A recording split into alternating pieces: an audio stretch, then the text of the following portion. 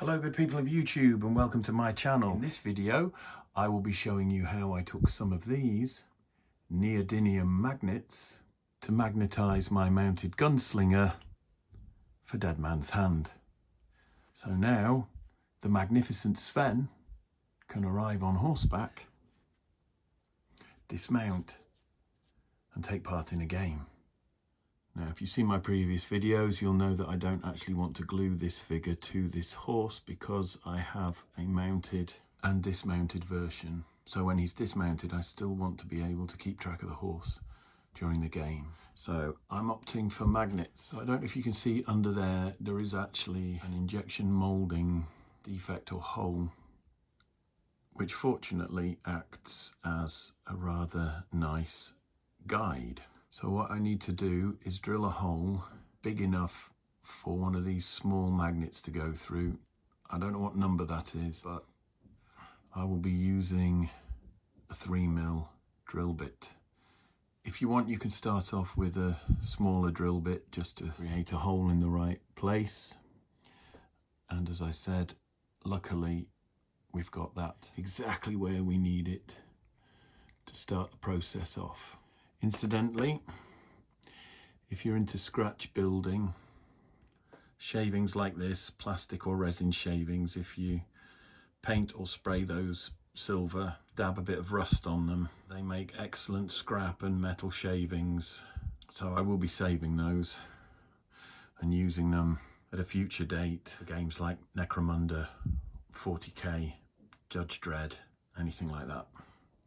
So now I've got an initial hole in the underneath of that miniature, and I just need to widen it very gently to take the magnet that I'm using. I don't have a handle that will take a drill bit that big, and I certainly don't want to use a Dremel because it will just melt the plastic miniature. So I've got a pair of very fetching cotton gloves that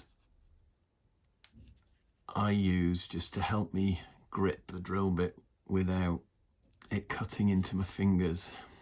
But if I do find I need a bit more leverage, I can use a pair of pliers or a pair of side cutters just to hold the drill bit in place, twist the miniature, and again save those shavings for scenery and scatter. Okay, so now I have a hole which is big enough to take a magnet, and I'm only going to use one of these magnets. And again, just a handy tip for when you're magnetizing miniatures to help me remember the direction of the polarity. I always use a slightly larger bunch of magnets because I know that if I place a magnet in there, that magnet will be attracted to the top of the next magnet in the queue. If I were to then repeat the process, turn this over and put a magnet like that in the horse, the two would repel each other because the top of the next magnet in the queue has ended up at the bottom of the hole that I'll be drilling. So take this little wand of stacked magnets, insert and glue a magnet into the hole that you've drilled, remove the remaining wand of stacked magnets, and then if you swap your little handle over when you're doing the horse, you can insert the magnets in the hole that you've drilled and the polarity will match. So one way for the rider,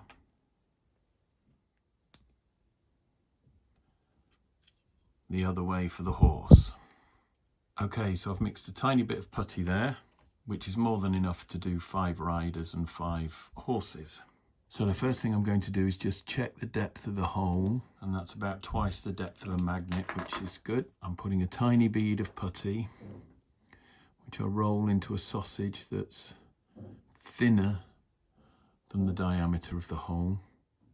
Put a bead of super glue gel over the hole and the putty, and then I take my magnet wand that I've made with the larger magnets at the end that I'm holding now, and I put the top magnet into that hole and push. You need to break off the top magnet to leave that magnet behind. Now, it's a small figure and that's quite a powerful magnet, so you could always just put a tiny bit of putty over the top of that and smooth it out if you wanted to hide the magnet inside the model. I'm not going to do that just yet because I want to show you another little trick here, because the next thing you have to do is get the magnet in the saddle directly underneath that.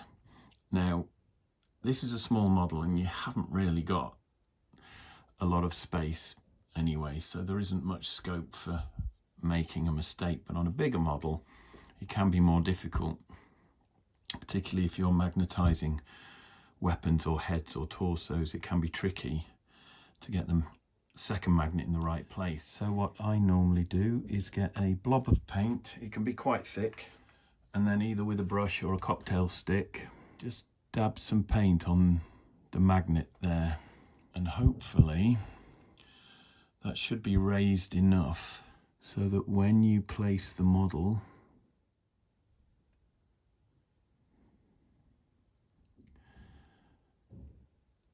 and remove it, I don't know if you can see that there. If it was a bigger model, I'd have used a bigger dab of paint, but there is, just on that join,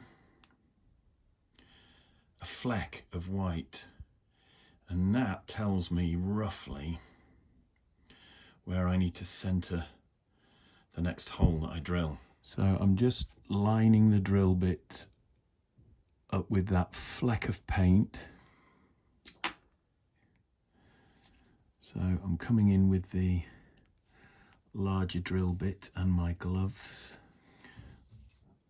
there. Okay, so I've cleaned most of the paint off the bottom of the rider,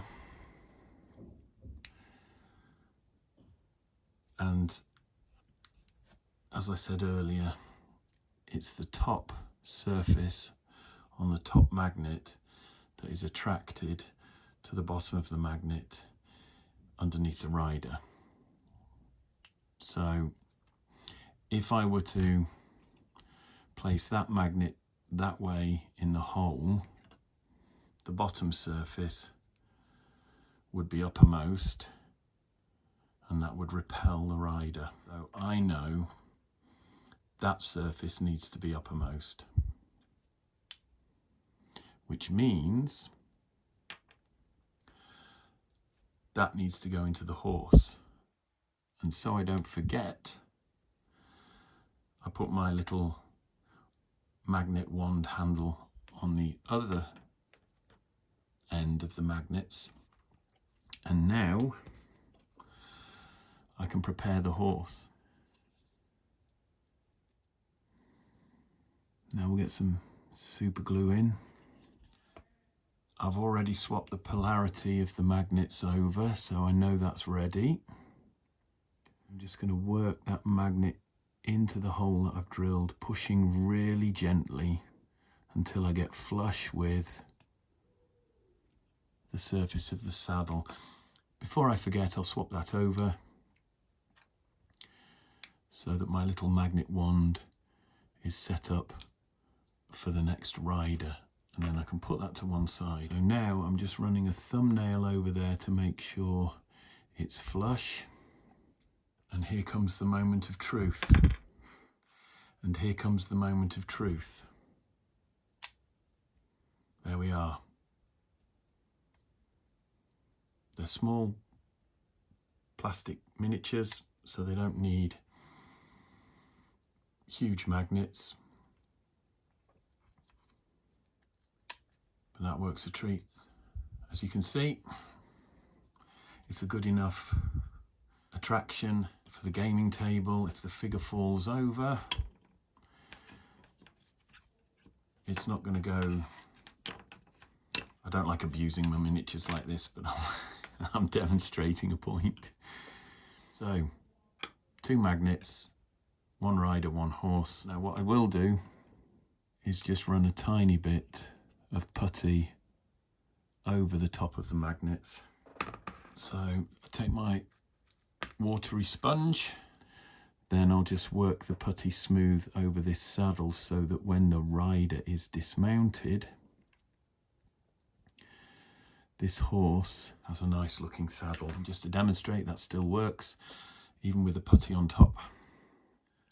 And there's some putty, and just roll a wet clay shaper over there.